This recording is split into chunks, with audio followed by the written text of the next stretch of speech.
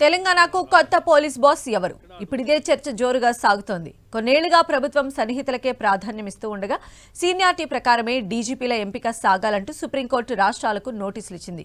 Supreme court నోటీసులు ఇచ్చిన జాబితాలో తెలంగాణ కూడా ఉండడంతో కొత్త డీజీపీ ఎంపికకు ప్రభుత్వం కసరత్తు ముమ్మరం చేసింది. డీజీపీ హోదాలో చాలా మంది సీనియర్లు ఉండగా లిస్టు తయారు చేయడానికి తర్జన భర్జన పడుతోంది. ఇక ఈ లిస్టులో ఎవరుంటారు? సీనియర్లు ఎవరున్నారు? ప్రభుత్వం సుప్రీం ఆదేశాలను పరిగణలోకి తీసుకుంటుందా అనేది ఆసక్తికరంగా మారింది.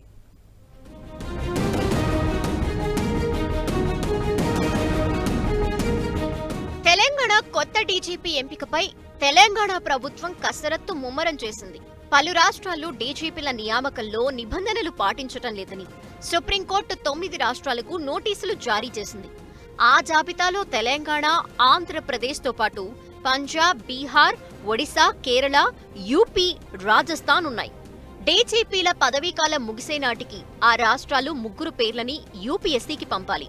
ప్రస్తుత తెలంగాణ డీజీపీ జితేందర్ ఈ ఏడాది సెప్టెంబర్లో పదవీ విరమణ చేయనున్నారు.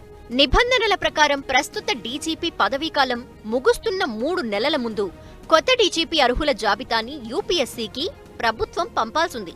దీంతో సుప్రీంకోర్టు ఆదేశాలకు అనుగుణంగా ముందుకు సాగటం ప్రభుత్వానికి సవాల్గా మారింది.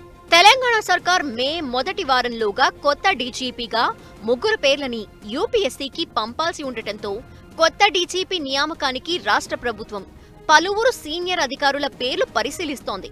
రాష్ట్రంలో 7 సీనియర్ ఐపీఎస్లున్నారు.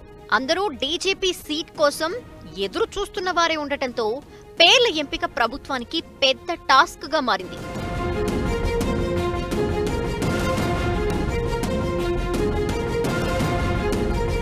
డీజీపీ రేస్లో ప్రస్తుత హోంశాఖ ప్రత్యేక కార్యదర్శి Ravi Gupta, Hyderabad CP CV Anand, intelligence chief Shivadhar Reddy, జైళ్ల శాఖ DG Soumya Mishra, CID DG Shikha Goyal ఉన్నారు.